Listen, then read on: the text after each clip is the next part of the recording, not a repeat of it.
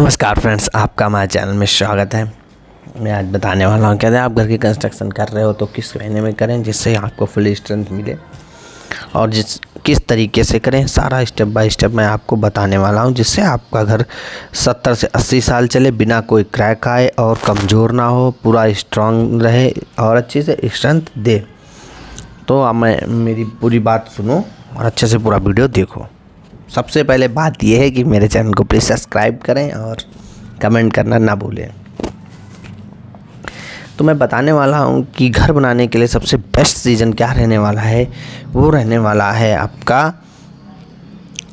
अक्टूबर से फरवरी तक, लेकिन जनवरी का महीना फिर नहीं यूज करें। जनवरी के महीने में इतनी ठंड होती है कि तो वो दिक्कत कर जाती है। हमारी कंक्रीट को प्रॉपर स्ट्रेंथ देने के लिए 5 से 35 डिग्री तक का टेम्परेचर रहना चाहिए। वो टेम्परेचर मेंटेन जनवरी में नहीं कर पाता, जनवरी में नीचे चला जाता टेम्परेचर, इसलिए अक्टूबर से फरवरी, लेकिन जनवरी एक्सेप्ट, ठीक है। अब किन महीनों में नहीं करना चाहिए, वो महीना है हमारा जून से सितंबर तक। जून से सितंबर तक क्या होता है, अत्यधिक गर्मी पड़ती है और गर्मी पड़ने के साथ साथ मानसून का भी खतरा रहता है। गर्मी बहुत पड़ती है जून में, तो जून तो बेकार हो जाता है हमारा। जून में प्रॉपर स्ट्रेंथ नहीं दे पाती है क्योंकि जून में टेम्परेचर ज़्यादा होता है, 5 से 35 डिग्री टेम्परेचर हमारा कंक्रीट के लिए चाहिए होता है। उसके बाद आता है मानसून सत्र। अब मानसून सत्र में क्या होता है, जैसे आपने कंस्ट्रक्शन करवाई तो फाउंडेशन बनाई, फाउंडेशन में पानी भर गया और आधा काम हो पाया, आधा नहीं हो पाया। मानसून सत्र में पानी भरने से, फाउंडेशन में पानी भरने से फाउंडेशन कमज़ोर पड़ जाती है और तमाम चीज़ें होती हैं। बारिश दिक्कत कर देती है, इससे कि आपको बड़ा नुकसान हो। तुम जून से मार्च तक आप मक्का भी करता है, गेहूँ भी उधर आ जाता है, तो काफ़ी लेबर भी कम मिलती है जिससे काफ़ी दिक्कतें आती हैं घर में। और घर में सीलन भी बनी रहती है इसकी वजह से, क्योंकि मानसून सत्र में घर बनाया तो प्रॉपर सेटलमेंट नहीं हो पाता और बरसात में जो सेटलमेंट होता है फाउंडेशन बाद में और बैठ जाती है, जिससे हमारे लिए दिक्कत पड़ती है। हमें बनाना कौन से महीने में चाहिए, वो हमारा अक्टूबर से फरवरी तक, और फरवरी में भी फरवरी तक हमें घर बनाना चाहिए, आइडियल मौसम होता है। अब बात आती है उसमें आती है जनवरी की। जनवरी में क्या पड़ता है कि अत्यधिक ठंड पड़े तो टेम्परेचर हमारा जो हुआ वो 5 डिग्री से कम पहुंच जाता है। हम आइडियल टेम्परेचर होता है कंक्रीट के लिए 5 से 35 डिग्री सेंटीग्रेड, वहाँ पर वो 5 से कम चला जाता है, इसलिए हमको कंस्ट्रक्शन वहाँ पर भी नहीं करानी चाहिए। अब हमारी बात ये आई, इस बात को हमने समझा। हमको कंस्ट्रक्शन कराते टाइम किन किन बातों का ध्यान रखना चाहिए वो मैं अब बताने वाला हूँ, ध्यान से सुनो।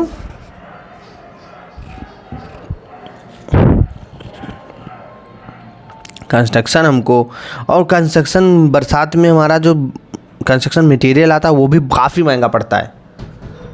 कंस्ट्रक्शन मटेरियल हमारा मोरंग आती है, ब्रिक आती हैं, और ब्रिक का भी वर्क कुछ टाइम बंद होता है तो ब्रिक भी बरसात में महंगी मिलती है और मोरंग भी महंगी मिलती है, और उसके चलते ओपन लोहा होता है ना हमारा बाहर स्टील बात, तो वहाँ पर भी जंग लग जाती है। अब कंस्ट्रक्शन स्टार्ट करने के लिए अक्टूबर से लेकर मार्च तक का बेस्ट टाइम होता है, लेकिन जनवरी में थोड़ा ध्यान देना चाहिए। इन दिनों में काम थोड़ा स्लो हो पाता है बरसात में, लेकिन मजबूत रहता है, स्ट्रांग रहता है, क्योंकि हमारा ज़्यादा सी क्यूरिंग नहीं करनी पड़ती है। जून की तरह क्यूरिंग नहीं करनी पड़ती है, दिन में 4 बार क्यूरिंग नहीं करनी पड़ती है।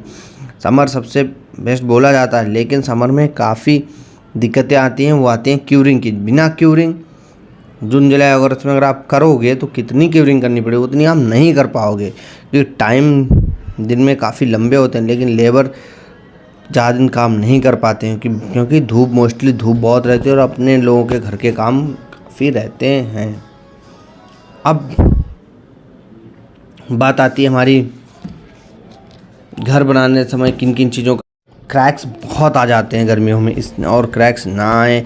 और आपको पता है कि सीमेंट हमारी कंक्रीट कितने प्रॉपर स्ट्रेंथ देती है, 28 दिन में 65% देती है, 3 दिन में फिर हमारी 75% देती है 7 से 14 दिन में। मैं आगे बात करने वाला हूँ वो देखिए। हमें घर बनाने से सबसे पहले हमारे पास प्रॉपर मैप होना चाहिए, प्लान होना चाहिए। किस चीज़ का? फुटिंग का, प्लेनिथ बीम का, इन सब चीज़ों का हमारे पास प्रॉपर प्लान होना चाहिए। फुटिंग बनाने के बाद हमको क्या करना चाहिए? बजरी नहीं डालनी है वहाँ पर। फुटिंग बनने के बाद वहाँ पर अच्छे से मोरंग वाली मिट्टी डालो या मिट्टी डालो। जो मैं 10 चीज़ें बता रहा हूँ उनको फॉलो करो, आपका घर स्ट्रांग बनेगा और अच्छा बनेगा। वहाँ पर क्या होता है, जब हम बोल्डर डाल देते हैं यानी भारी भारी पत्थर डालते हैं, वहाँ पर समस्या कहाँ पर आती है? वैसे समस्या यहाँ पर आती है कि आपने पत्थर डाल दिए, पत्थर बाद में बैठ जाते हैं। पत्थरों के बीच में जो एयर वाइड्स क्रिएट होते हैं, जो जगह बचती है उसमें बाद में प्रॉब्लम आ जाती है। इसलिए हमको प्रॉपर मोरंग से डाल देने चाहिए, हमारी फुटिंग बैठे ना। अब हमको मस्ट ड्राइंग बनवानी चाहिए। ड्राइंग आपके पास होनी चाहिए जिससे आपका घर ड्राइंग 3 ड्राइंग होनी चाहिए। सबसे पहली बात, एक तो आपके घर की ड्राइंग, दूसरी आपके कहाँ पर बाथरूम बनना है, डाइनिंग रूम कहाँ बनना है, ये सब आपकी घर की ड्राइंग ये। फिर दूसरी फाउंडेशन की ड्राइंग, और स्ट्रक्चर में सरिया कितना लगाना है, क्या फुटिंग कहाँ पर रखनी है, स्लैब क्या रखना है, बीम कितने पे देनी है, ये सब ड्राइंग होनी चाहिए। नहीं है तब भी मेरे वीडियो को देखो, मैं आपको उसका भी उपाय बताने वाला हूँ। एलिवेशन क्या देनी है, ये सब चीज़ें आपकी ड्राइंग में होनी चाहिए। नहीं है तो फिर देखो, आप मुझे कॉल करो, मैं बताता हूँ ये सब चीज़ें। आपका घर अच्छा बनेगा। स्टार्टिंग कहाँ से करनी, इन मेरी 3 बातों का ध्यान रखो। 2025 में अगर आप घर बना रहे हो तो सबसे पहली बात आती है घर को। फुटिंग तो मैंने बता दी कैसे बना, उसमें प्लेनिथ बीम जरूर दो। प्लेनिथ बीम अगर आप दे देते हैं अच्छे से, अगर आपकी फुटिंग कहीं पर भी गड़बड़ करती है तो भी प्लेनिथ बीम उसको वीक नहीं होने देगी। प्लेनिथ बीम के चलते आपकी घर चलेगा नहीं, सही रहेगा। मटेरियल स्लैब में आपको देखना है M20 से कम नहीं यूज करना है। इस समय 190 से 200 स्क्वायर फीट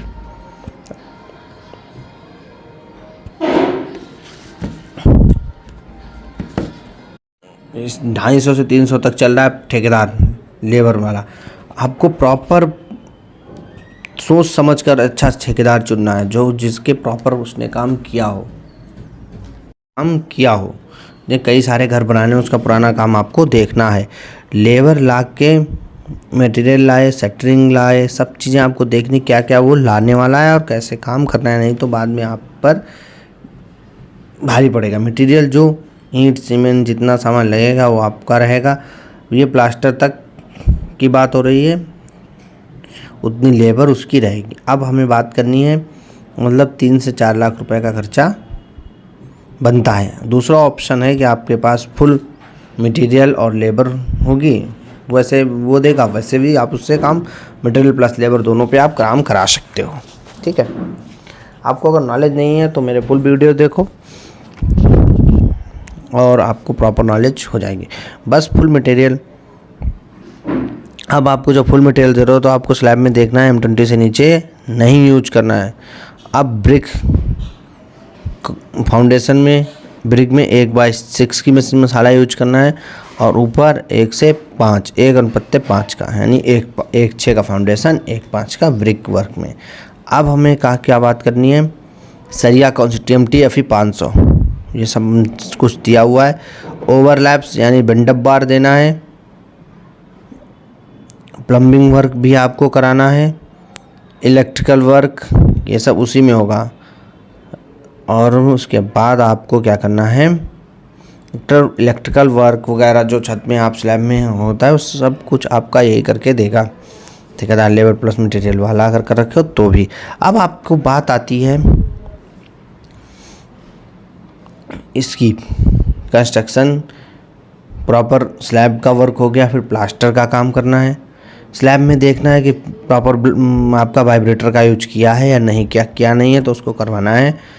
और कॉलम में आपका मोटार देख लेना है, कौन सा मसाला कौन सा यूज कर रहा है वो भी आपको बता दिया। M20 से नीचे नहीं होनी चाहिए। बार डाया आपकी कॉलम की 10 mm से नीचे नहीं होनी चाहिए और 6 सरिये से कम नहीं होने चाहिए। 2 से 3 मंजिल बना रहे हो तो इन सब चीज़ों का ध्यान दे के अपना काम करवाएं। प्रॉपर सबसे पहले साइड तो आपको देखनी है। अब बात ये आती है,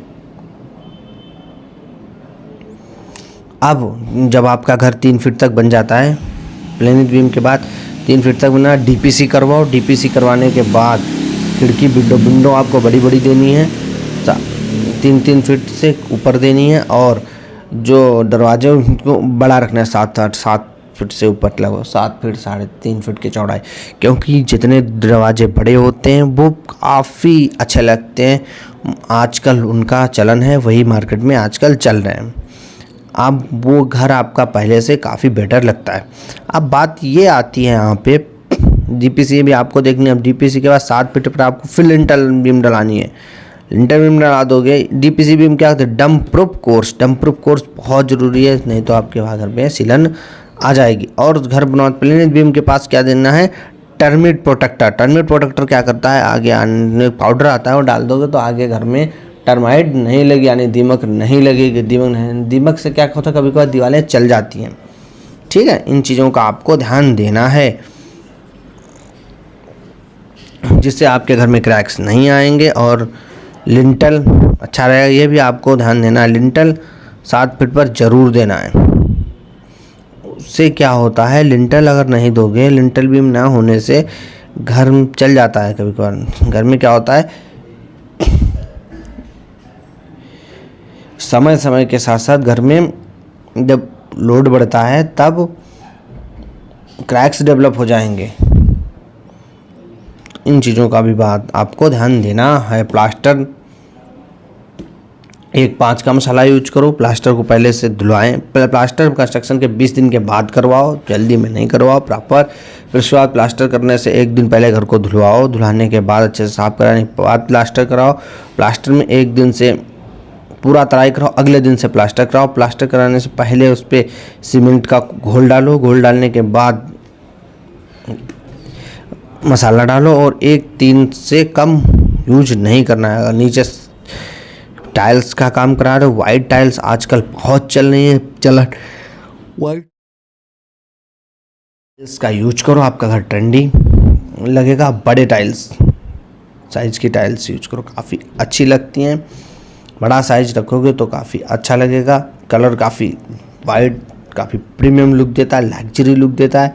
इन चीज़ों को आपको देखना है। और गोल्डन रेसे टाइल में होते हैं, जब वाइट गोल्डन पट्टी सी थीम बहुत अच्छी लगती है। इन सब चीज़ों का ध्यान दो, आपका घर बहुत अच्छा ट्रेंडी लगेगा। और आपकी स्टेयर्स में मार्बल का यूज करो। फिर प्राइमर, पुट्टी, फिर पेंट कराने टाइम प्राइमर, पुट्टी, प्राइमर, फिर पेंट, पुट्टी, प्राइमर, फिर पेंट। प्राइमर को हटाना नहीं है, इस चीज़ का ध्यान दो। पहले primer, putty, paint. White tiles pattern में बहुत लुक अच्छा देते हैं। मोल्डिंग अच्छे से लगाओ, मोल्डिंग करवाओ, और ऑप्शंस होते हैं, पैनलिंग करवा लो घर में। ड्राइंग में पैनल्स जो आजकल घर में लगाए जा रहे हैं काफ़ी अच्छे लगते हैं। वॉलपेपर भी लगवा सकते हो, HDHM। बाकी मेरे ख्याल से सब कुछ अच्छा है। पेंट करवाना चाहो पेंट करवाओ। ड्राइंग रूम में तो आपको पैनल तो ज़रूरी अच्छे लगते हैं। Thank you, have a nice day.